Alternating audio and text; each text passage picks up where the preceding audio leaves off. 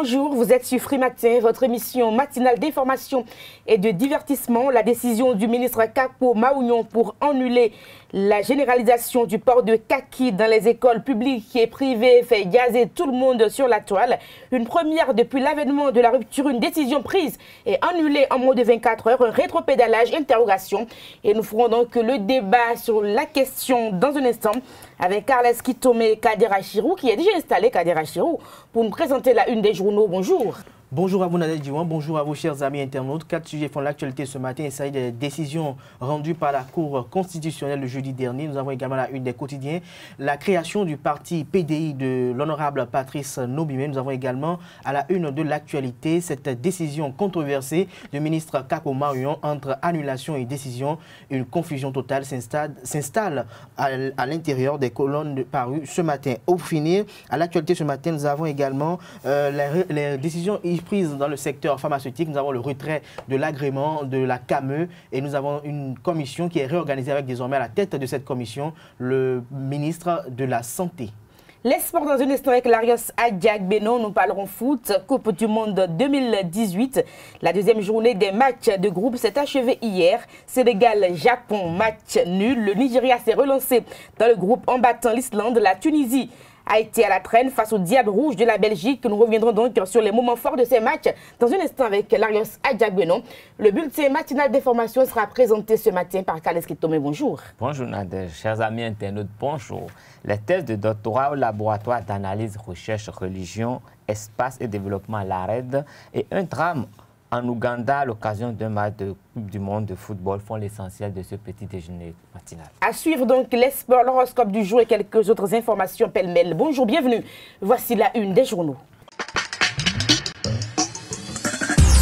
Bonjour à nouveau, chers amis internautes. Nous démarrons par l'Indépendant qui titre ce matin en manchette législative 2015 et présidentielle 2016, tentative de manipulation des élections, 900 millions de francs CFA promis, 325 millions de francs CFA distribués, Tiando 100 millions de francs CFA reçus, Bossou 50 millions de francs CFA reçus, Nadjo 50 millions de francs CFA reçus, Fassinou 50 millions de francs CFA reçus, Hungbeji 50 millions de francs CFA reçus et Apiti 25 millions de francs CFA reçus. Toujours à la une du même canard, rebondissement dans le dossier 15 milliards de francs CFA et BOMAF, Boniaï bientôt visé par un mandat d'arrêt international. L'actualité, décision sur l'âge requis pour participer aux élections. La Cour Djogbenou met fin à l'imbogrio. La Nation, recensement national de l'agriculture, les opérations officiellement lancées. Nous passons au quotidien Le Progrès. Célébration des 20 ans du journal Le Progrès. La fête ne fait que commencer.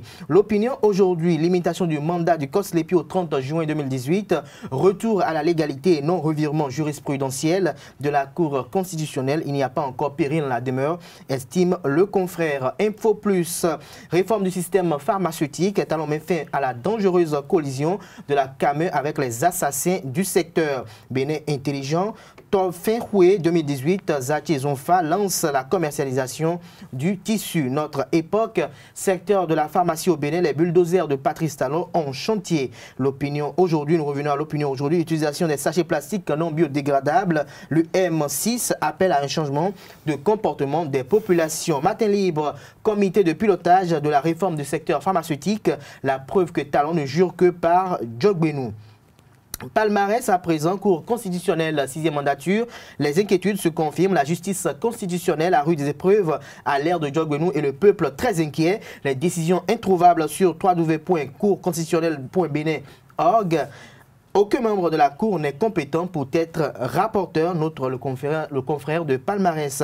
Fraternité législative de 2019, les 3 blocs de la mouvance et les 3 blocs de l'opposition sont à découvrir à la page 3 de l'apparition du jour du Canard. Le matinal, secteur pharmaceutique, Patrice Talon rebat les cartes, l'agrément de la CAME retiré, le comité de pilotage de la réforme mise en place, les membres du comité technique nommés. Toujours avec le matinal en deuxième titre à la une, annulation de la décision du port de kaki dans le public et le privé, Maounion Kako à l'écoute des promoteurs. Le Soleil Bénin Info, réforme du secteur de la pharmacie, du médicament et des exploration diagnostique du Bénin, nom et prénom des membres du comité de pilotage dans les colonnes de l'apparition du jour du Canard. L'informateur titre ce matin en manchette, débat d'orientation budgétaire ce jeudi au Parlement, Wadaï et Chaou, de sens de l'anticipation. Le Béninois libéré, Ne faisons pas d'amalgame, s'exclame le canard, talent gérant et propriétaire de société. C'est de l'histoire ancienne. Des précisions dans les colonnes du confrère. Les 4 vérités affaires faux médicaments. Le gouvernement retire à la CAME son agrément. Une assemblée générale de la CAME au plus tard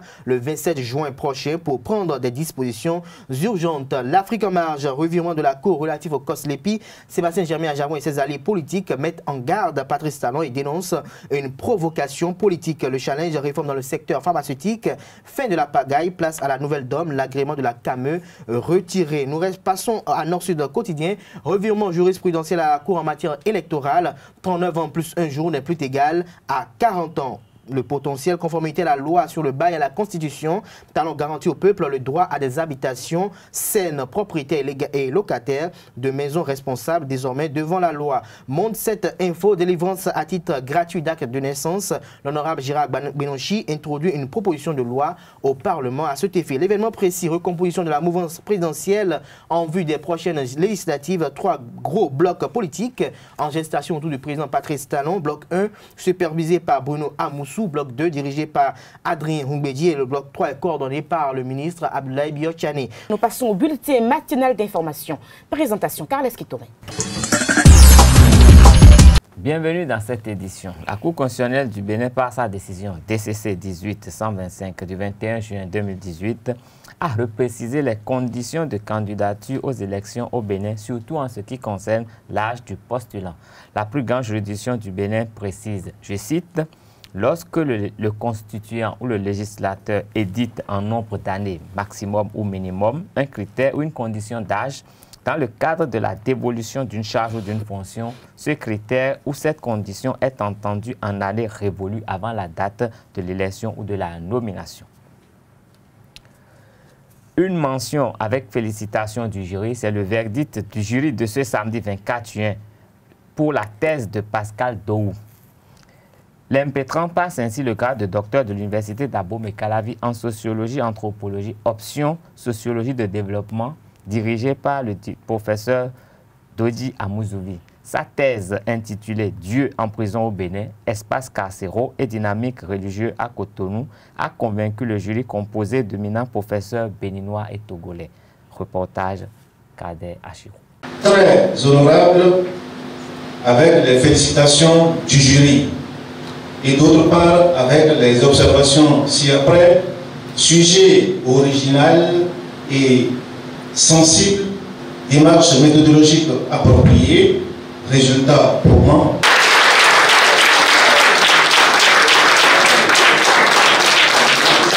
Des acclamations massives pour approuver la mention du jury. Une délibération qui élève Pascal Dohou au grade de docteur de l'Université d'Abomey-Calavi en sociologie anthropologie, option sociologie du développement. Dirigée par le professeur Dodi Amouzouli, sa thèse porte sur Dieu en prison au Bénin, espaces carcéraux et dynamiques religieuses à Cotonou. Auteur de plusieurs ouvrages, polyglotte, très actif aux manifestations scientifiques nationales et internationales, la biographie et la bibliographie du désormais docteur Pascal Dohou démontre son attachement à la thématique de la prison, notamment la vie en milieu carcéral. La prison, en tant qu'institution totalitaire, conditionne le savoir et le faire de l'ensemble des individus qui y sont regroupés.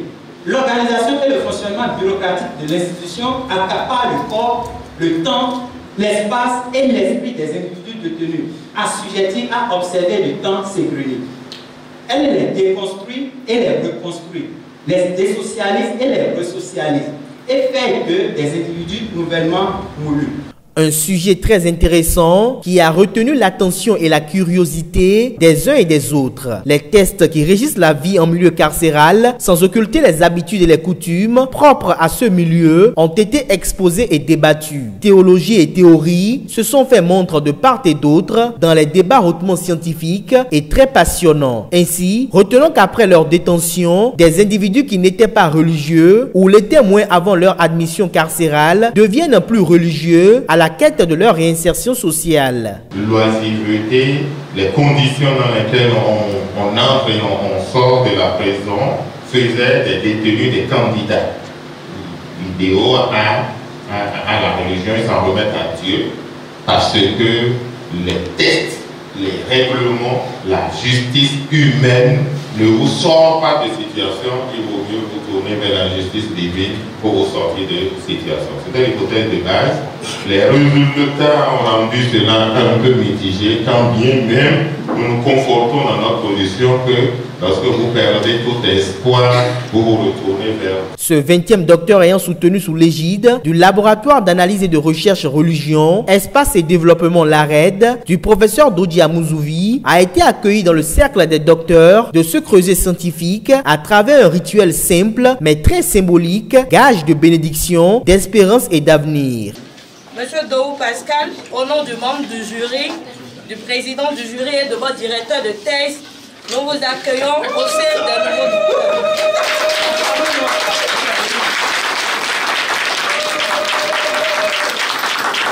Restons toujours à l'université d'Abomey-Calavi pour signaler que la veille déjà, Sophie Christiane Kwesugnon Moncho est passée aussi au grade de docteur avec succès. Sa thèse intitulée « Les dimensions sociales et religieuses de l'empowerment des femmes Wemenu du sud du Bénin » a reçu une mention honorable avec félicitations du jury, elle aussi. Un jury composé des sommités du monde universitaire béninois et togolais. Retour sur ces instances scientifiques, une fois encore avec Kader Achirou. Le travail présenté est original. Il traité avec une démarche méthodologique appropriée. Elle a fait l'effort quand même de soutenir correctement cette thèse. Le jury lui décerne la mention très honorable avec félicitations. Reçue avec joie et félicité, cette délibération puise sa légitimité de la présentation en 28 minutes des résultats holistiques de recherche qui, après étude, décryptent et analysent les dimensions sociales et religieuses de l'empowerment des femmes Wemenu au sud Bénin. Devant un jury composé de sommités du monde universitaire béninois et de grands professeurs de l'université de Lomé, venus pour la circonstance, Sophie Christiane Kwesugnon Moncho a planché dans la matinée du vendredi 22 juin 2018 en sociologie et anthropologie, option sociologie du développement. Et à en croire la présentation sommaire faite par le directeur de thèse, le parcours professionnel de la candidate rime et rythme avec les aspirations profondes de cette thèse. De tout ce que nous avons dit jusque-là, que pouvons-nous retenir? On va retenir que la grille de lecture varie des espaces de pouvoir, mais que dans tous les cas, cela permet d'affirmer que les rapports hommes et femmes relèvent le jeu de rôle, où la femme détient le meilleur rôle et fait croire qu'elle en a plein. Le sujet est tout aussi intéressant que passionnant, laissant libre cours à des débats hautement intellectuels qui auront duré environ 3 heures dans l'orge. Les parents, amis, collègues et camarades qui ont effectué le déplacement en guise de soutien étaient tout ouïs face aux démonstrations scientifiques, aux apports, aux suggestions et aux insuffisances relevées dans le document. Toutes choses inhérentes à tout travail scientifique en de pareilles circonstances. Sa thèse fait suite à une autre thèse que nous avions accompagnée un peu au labo qui parle des hommes battus, de l'influence des femmes puissantes qui battent leurs maris, qui battent les hommes. Et elle préfigure une autre thèse qui est la femme du chef. Combien de fois les deuxièmes bureaux, les épouses des politiciens influencent dans le secret du lit les décisions que prennent les politiciens en plein jour. 19e docteur ayant soutenu sous l'égide du laboratoire d'analyse et de recherche religion, espace et développement l'ARED du professeur Dodi Amuzouvi, l'heureuse du jour a été accueillie avec enthousiasme et félicitations de ses aînés, ces docteurs qui l'ont précédé en soutenance de thèse, histoire de lui souhaiter la bienvenue dans ce cercle. Au nom de ton directeur de thèse et des membres du jury qui ont présidé à ta soutenance, nous t'accueillons dans le cercle des docteurs. Sois la bienvenue parmi nous.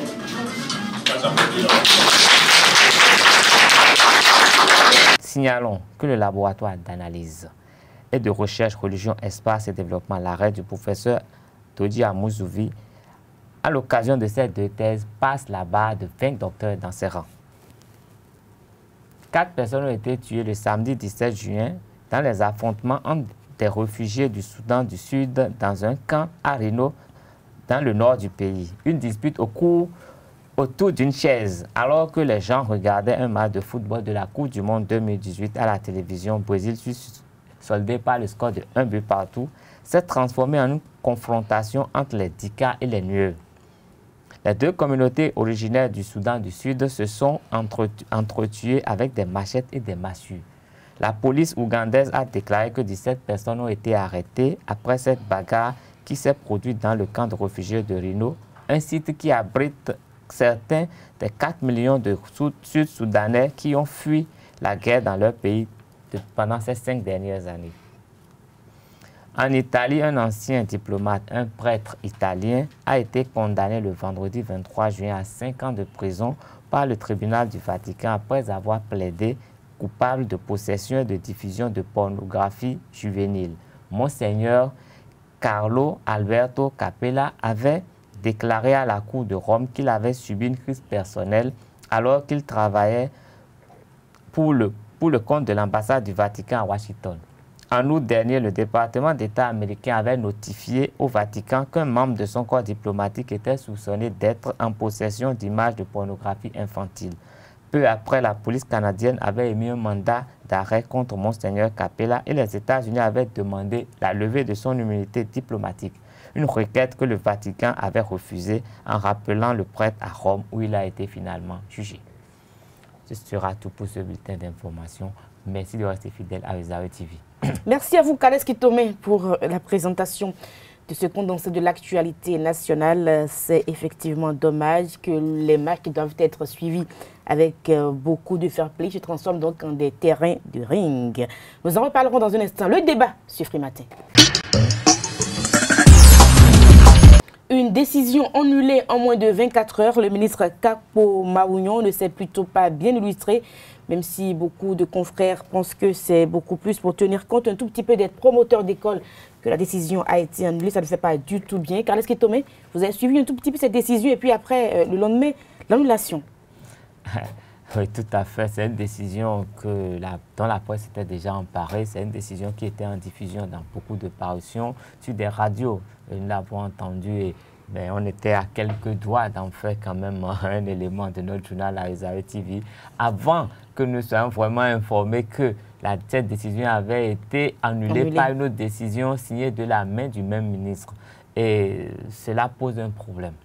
Cela pose un problème d'équilibre ou d'harmonisation, dans la mesure où nous pensons quand même qu'un ministre, avant de prendre une décision, consulte quand même son cabinet, consulte d'abord les techniciens de son ministère et avant de rendre la décision publique, la décision a quand même la bénédiction du Tout-Puissant, le Tout-Puissant du Bénin, je veux dire le chef de l'État, parce que si le gouvernement n'autorise pas une décision ministérielle, il serait difficile que cette décision soit vulgarisée. Bien sûr, parce qu'après, ça retombe directement sur le chef de l'État, parce que c'est lui qui en répond d'abord. Et c'est lui, les gens ne voient que le chef de l'État dans toute décision qui est prise dans ce pays. Et la décision qui part et qui revient, je crois que soit le ministre a été un peu négligent ou son cabinet n'a pas joué son rôle. Parce que ou il a été trop pressé aussi. Il devait avoir quand même l'aval de certaines autorités avant que la décision ne soit publiée. En plus que ce n'est pas une décision qui presse.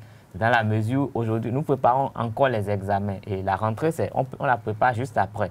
Et quand c'est dans cette fièvre de la préparation des examens que le ministre a une décision qui va vraiment influencer la rentrée, une décision qui est annulée, il manque un peu de responsabilité dans ce qui a été fait et ça ressemble à de la pagaille. C'est vrai que des gens, certains disent que le lobby des promoteurs d'école a joué son rôle, mais le lobby a joué son rôle à quel moment?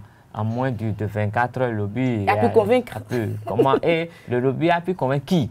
Parce que le ministre ne peut pas prendre une décision qui a l'aval de la présidence et l'annuler sans consulter à nouveau la présidence. Donc, je pense foncièrement qu'il y a eu un peu de laisser-aller et on ne souhaiterait pas qu'il y ait ce genre de choses parce que les détracteurs quand même du pouvoir en place ont toujours pensé, ont toujours dit que des décisions sont prises sans consulter les gens qui sont vraiment consultés et concernés, sans vraiment prendre l'avis, faire l'analyse sociologique de ces décisions.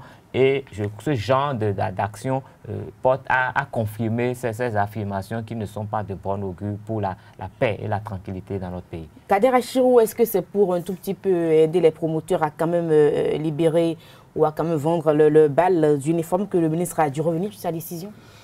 Merci Nadège. Vous savez, en ce qui concerne cette décision, Je crois que comme l'a relevé tout à l'heure Khalès Kitomé, il y a eu quand même une erreur qui a été effectuée, c'est-à-dire une erreur en ce qui concerne la gestion de cette crise à travers la communication qui a été effectuée. Je pense que ce n'est pas une bourde, mais c'est un échec cuisant pour le ministre et ça expose le ministre, comme je l'ai dit tantôt tout à l'heure. Et je pense, comme vous l'avez évoqué tout à l'heure, que vous avez une dame ou bien un parent qui vous a interpellé sur le fait qu'il ne peut pas payer cher la contribution de son enfant et que dans la foulée, il puisse observer son enfant être dans le même uniforme que les autres. Je pense que c'est une erreur parce qu'il y a différentes catégories, différentes sortes de tenues kaki ou de tissus kaki et il y a différents confectionnements de la tenue kaki. Et je pense que quand vous allez dans les collèges d'enseignement général, nous pourrons noter des apprenants qui sont élégamment habillés dans leur tenue kaki. Je pense que l'amalgame même s'installe déjà dans les privés où nous avons le blanc sur le bleu avec beaucoup de privés, d'écoles privées, le blanc sur le bleu avec beaucoup d'autres uniformes, le blanc bleu carolé avec beaucoup d'écoles également, à tel enseigne que parfois même, quand il y a des accidents de la route, vous êtes confus. Parce que quand l'apprenant est peut-être évanoui, on est confiant à savoir d'où il relève, de quelle école il vient. Donc je pense que les mesures importantes et urgentes sur lesquelles le ministre doit statuer si vraiment il veut lutter contre les grossesses en milieu scolaire, c'est d'abord de voir un peu la typologie des uniformes qui seront effectués et confectionnés, de voir également, d'exiger à tous les apprenants d'avoir sur eux, à leur cou, leur carte d'identité scolaire, qui deviendra désormais leur badge. Donc on ne doit plus retrouver dans la ville de Cotonou un étudiant ou un apprenant sans son badge pour que dès qu'il y a un problème, on puisse se référer directement à son école et à ses parents qui ont un problème. Autant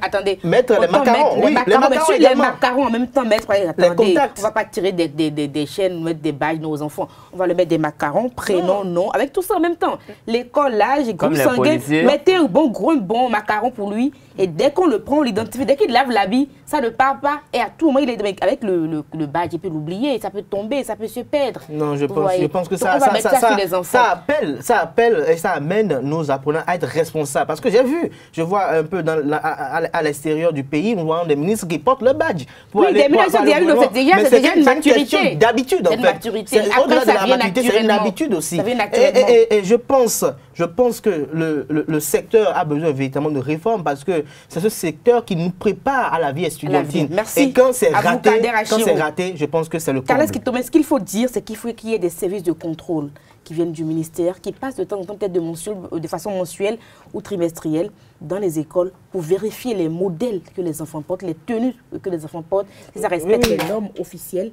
Et donc, c'est pas si on fait des contrôles, c'est déjà pas mal. Si vous permettez. Oui, mais je crois que déjà. Je ne vous permets plus de parler. 30 secondes, si vous permettez. Je crois que si déjà les dispositions sont claires à la rentrée, les promoteurs d'écoles vont quand même faire le nécessaire pour que ce soit respecté et avec des petits contrôles inopinés, ça pourra bien se passer quand même. C'est pas aussi difficile que ça. L'essentiel, c'est de voir le juste milieu, et ce qui est acceptable, ce qui peut être facilement géré entre les parents et les élèves.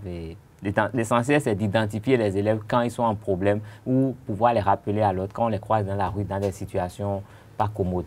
Je peux inviter le ministre à faire recours en 2007 ou 2008 quand le président Yaïssou, lui, avait quand même ordonné à ce que les coiffures au niveau des écoles soient revues, le kaki qui soit beaucoup plus bas et qu'au-delà de cela également, la typologie, peut-être le style vestimentaire, le modèle vestimentaire soit un peu revu pour qu'on n'observe plus la pagaille qu'on observe, pour que les enseignants soient soumis à la tentation. Pour que les enseignants soient soumis à la tentation. Les maquillages, c'est à proscrire dans les écoles, ce n'est pas du tout bien pour nos élèves. Voilà. Nous passons au sport sur Free Matin. Les sports sur Free Matin, l'agence Adjak Bueno, bonjour. Bonjour Nadège. Alors, la deuxième journée des matchs du groupe s'est jouée hier. Sénégal-Japon, match nul. Le Nigeria s'est relancé donc dans le groupe en battant l'Islande.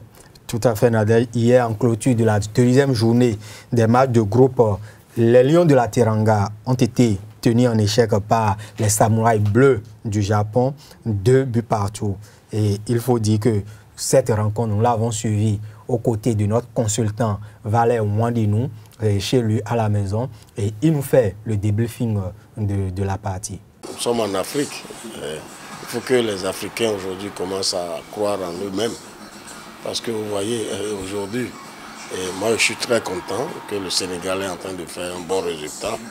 Parce que il y a les réalités de l'Afrique, il y a les réalités de notre pays, de notre continent, que bon, peut-être un étranger, je ne peux pas parler d'un blanc, parce que il y a les réalités de chaque pays que tu ne peux pas amener quelqu'un d'ailleurs qui va maîtriser les réalités du pays.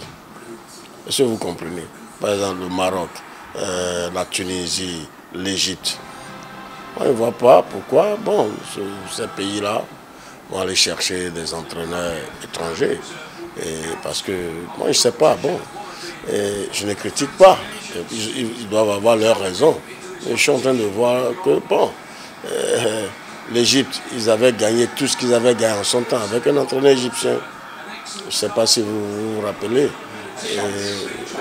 Merci à sa Cheita. Donc, bon, ce n'est pas que je condamne les entraîneurs, je n'ai rien contre eux, mais il y a les réalités de notre continent. Les réalités de notre continent. Il y a les réalités de notre continent, mais il y a d'autres pays africains qui comptent.